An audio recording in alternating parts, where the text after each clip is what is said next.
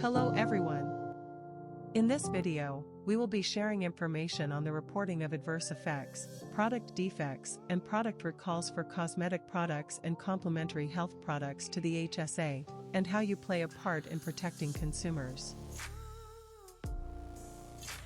At the end of the video, you will be able to know what and when to report adverse effects and product defects. Know how to handle product recalls. Hello, Henry and Phoebe, good to see you both. Hi Charles, thanks for meeting with us today. Henry and I have been asked to review our processes for reporting of adverse effects, product defects, and product recalls for the cosmetic products and complementary health products that our company supply in Singapore. Since you led the previous review, we thought it would be valuable to get your insights. We want to make sure we're covering everything thoroughly, and your experience will be a huge help. Absolutely, I'm glad to assist. Let's get started. Charles, while I understand that manufacturers, importers, wholesalers, and retailers must ensure that the cosmetic products and complementary health products are safe and of appropriate quality before they are supplied in Singapore, do we also need to monitor the product's safety and quality after they enter the market? Yes, we should monitor the safety and quality of our products after they enter the market. One way is to monitor feedback and complaints on our products. To monitor this effectively, we should have processes in place to receive, review, document feedback and complaints. When necessary, report adverse effects and product defects promptly to the HSA. It is also essential to ensure that our staff receive adequate training in these aspects. Why is it necessary to report to HSA? HSA maintains oversight of investigations into adverse effects and product quality defects in the Singapore market to assess the level of risk, appropriate market actions and appropriate corrective and preventive actions, CAPA for short, if any, to reduce risk. Could you explain what is an adverse effect and a product defect? I can help with this. In general, an adverse effect is any unintended, harmful outcome that occurs after a consumer uses or consumes a product. A product defect is an issue related to the manufacture or packaging of product that compromises its safety and quality, potentially resulting in public health concerns. Yes, that's right, Phoebe. It's important to keep in mind that while adverse effects are related to the consumer's experience with the product, defects concern the safety and quality of the product. What are the adverse effects for cosmetic and complementary health products that need to be reported? We need to report adverse effects and product defects that occur locally as well as those that have been reported or occurred overseas. An adverse effect that has caused death or is life-threatening, and a product defect that may cause death or may be life-threatening, should be reported to HSA within 7 days. We have 15 days to report if the adverse effect has resulted in hospitalization or has caused persistent or any significant disability or incapacity in a person, and a product defect that may cause the same issue in a person. What information do we need to include in our reports to HSA?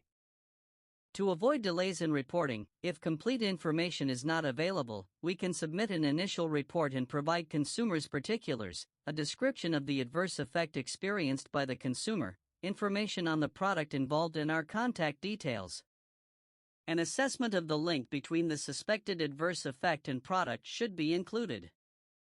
We can follow up with more information as they become available. Where do we submit the adverse effect report? We can submit the report via the online form available on HSA's website. We can also submit the follow-up information in the same manner and make reference to the original report so that HSA can identify the reports. How about information required to submit a product defect report? Just like adverse effect reporting, we should submit a product defect report promptly to the HSA. We can always follow up with more details later. The report should include product information, description of defect and when it occurred, preliminary risk or safety assessment, What are the immediate actions that we have taken to reduce the risk of further harm to consumers? Affected batch, expiry date, and their quantities, import and supply records of the affected batch supplied to the market, and our contact details. Where do we submit the product defect reports? For cosmetic products, there is an online product reporting form available on HSA website. For CHP, we can email the report to this address shown here. How about consumer complaints? How do we decide what's reportable? Product complaints by consumers should generally be validated and confirmed to rule out other factors, for example improper handling or storage by consumers, before considering it reportable as a product defect. However, if it is evident that the product complaint is related to a serious threat to the intended users or public health in Singapore, it will be prudent to report this to HSA ahead of the company's detailed assessment. After the initial report is submitted, we should conduct a thorough investigation and submit to the HSA within 30 days. The detailed investigation report should include a full description of the defect and relevant test results if the defect is due to a contaminant or failure to meet product specifications, explain how and when the defect occurred or was discovered, evaluation of product samples and photos from complainant if available. We should include distribution records both locally and overseas with information such as dates of distribution, number of units and batches and name of customers. The report should also cover batch records and any change controls or deviations associated with the batches, review of previous complaints, quality defect reports and relevant information for any indication of recurring problems and whether the product defect affects all or selected batches. Review certificates of analyses of affected batches, examine and test retention samples if needed. For the risk assessment of the product defect, we should list the actions taken by regulatory authority or by the company such as whether any communication has been issued, suspension or recall of product. The potential impact of the product defect, and the risk of the short-term and long-term consequences of defect to consumers should be assessed. The product type and whether the product is intended for use by vulnerable groups such as children or the elderly should also be considered. The report should also include assessment of the appropriate market actions such as whether it is necessary to suspend sales or recall of the affected batch. It is important to identify possible root causes of the defect. We should implement appropriate risk-reducing actions at appropriate time points during the investigations as comprehensive information on the nature and extent of the quality defect may not always be available at the early stages of an investigation. Depending on the risk assessment, a company may initiate a product recall, or HSA require a recall, if necessary. Lastly, we will need to provide HSA with a description of the actions, if any, taken or to be taken to prevent a similar defect from recurring. We should monitor and assess the effectiveness of the CAPAs and continue to perform trend analyses regularly for any indication of recurring problems requiring attention. That sums up the information that should be included in the product defect investigation report. What if we require more than 30 days to complete the investigation report? We should provide an interim report at 30 days if closure is not possible and update HSA regularly on the progress of the investigation. Charles, after submitting the adverse effect and product defect records to HSA, do we also maintain records of all adverse effects and product defects? Yes. We should maintain records of every adverse effect and product defect for at least 2 years after the date on which the product is supplied. The record details should include the brand and product name, date when the adverse effect or product defect was made known, batch numbers and nature of the adverse effect or product defect. Why do we need to maintain records of every adverse effect and product defect? This would help companies monitor and conduct trend analyses if necessary, on the product's safety and quality. This brings us to the next topic on product recalls. Charles, after conducting the risk assessment of the safety and quality of the product, a product recall may be a way to mitigate risk to consumers. How do we determine the urgency of the recall, and who should we recall the product from? Depending on the potential risk of the adverse effect or product defect, recalls are classified as either Class 1 or Class 2. A Class 1 recall is when there is a reasonable probability that the product may cause serious adverse health consequences or death.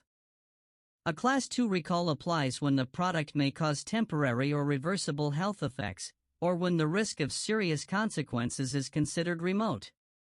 For both classes of recall, we need to notify HSA at least 24 hours prior to the start of the product recall. We will also need to determine who we should recall the product from. There are 3 recall levels, and it depends on the potential hazard, the extent of the product distribution, and whether other measures can be taken to address the defect. What are the levels of recall? There are 3 levels of recall: consumer, retail, and wholesale level. A consumer level recall is usually initiated when there are unacceptable risks to consumer health. Wholesale and retail supply of the affected products are to be suspended. Affected products are to be recalled from all wholesalers, distributors, retailers, and consumers. We might even need mass media announcements for widely distributed products in order to execute the recall for consumers.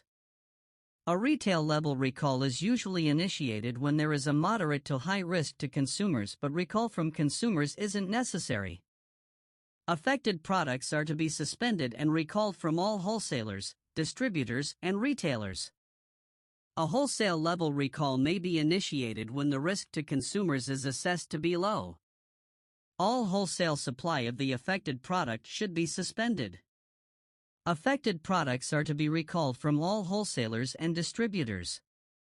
The recalled products are to be segregated in a secured area before implementation of follow-up actions. How do we notify our stakeholders if a product recall is initiated? We can communicate the product recall by issuing a Dear Purchaser letter to our customers such as retail stores, pharmacies, supermarkets as soon as possible. This is to communicate the administrative or logistic matters related to the product recall. The Dear Purchaser letter needs to cover the targeted audience, purpose of the letter, detailed product information including batch numbers and images, description of the issue, reason for recall, and any potential health hazard. The recall level, whether it is a consumer, retail, or wholesale recall, is to be indicated.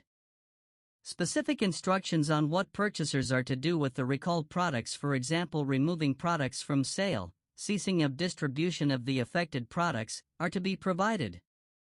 The letter should also include return and refund mechanisms that are in place for consumers, company contact details, and a return response card or form for purchasers to acknowledge the recall and that they have followed through with the recall instructions. HSA's approval is not needed for the Dear Purchaser letter, but a copy should be sent to them and indicate when it was sent out. When should we send out the Dear Purchaser letter? For a Class 1 recall, the Dear Purchaser letter should be issued within a day of the recall commencement, and for a Class 2 recall, within 3 days. We will need to ensure our list of customers is updated to ensure the recall can be initiated promptly and effectively. Will mass media announcements be required? HSA may require mass media announcements such as newspaper advertisements, for example when it is a consumer-level recall, or when there are defects that may cause serious injury, or the affected products are widely distributed. This is to ensure consumers are informed in a timely manner. HSA might also issue a press release if necessary. For communication to consumers, we may consider multiple channels such as mail, email, phone calls, and posting the recall notification on our company's website. Written communication is recommended so that consumers can have a record of the recall and clear instructions on the recall process. After a recall has been initiated, what do we need to do? We are to check and verify the sold and returned quantities for each affected batch. Do remember to segregate recalled products in a secured area before implementing any follow-up actions. When should the recall process be completed? The recall process should be completed within 1 week of recall commencement for Class 1 recall, and within 3 weeks for Class 2 recall. Upon recall completion, we should update HSA and provide a reconciliation report of product quantities sold and returned.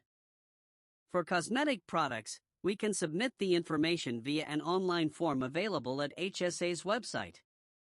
For CHP, we can email to this address. What actions do we take for the recalled products? We should destroy the recalled products. The certificate of destruction should be submitted to HSA within 3 months from the completion of recall. We are not required to seek approval from HSA. Recalled products may be reintroduced into the market after appropriate CAPA has been implemented, and if the products are to be in good condition, have been transported, stored and handled under proper conditions, have a remaining shelf life that is acceptable. The products should be examined and assessed by appropriate and qualified personnel, taking into account the nature of the product, any special storage conditions required, and the time which had elapsed since it was distributed. We will need to seek approval from HSA before reintroducing the products. Thank you, Charles, for sharing your knowledge on the procedures for reporting of adverse effects, product defects, and product recalls. If I may summarize, as dealers, we have a responsibility in ensuring there are systems in place to monitor the safety and quality of our products supplied in Singapore, report serious adverse effects, and product defects promptly to HSA. We should also maintain records of all adverse effects and product defects for at least 2 years, and ensure appropriately trained personnel manage adverse effect and product defect investigations, initiate and notify product recalls promptly to HSA, and finally, communicate product recalls in a timely manner with stakeholders. That's right, Phoebe. As dealers, we play a role in protecting public health through effective monitoring of our products' safety and quality and taking prompt action when issues arise. Is there any guidance from HSA that we can refer to for more information? You can refer to the guidance on the procedures for reporting of adverse effects, product defects, and product recalls for cosmetic products, which is available at the HSA website. There isn't a specific guidance for CHP, but we can refer to the cosmetic guidance as a reference. Thank you, Charles. It has indeed been an insightful session. Henry, we have the work set out for us. Let's get started with the review of our systems. We have come to the end of the video. Thank you for watching.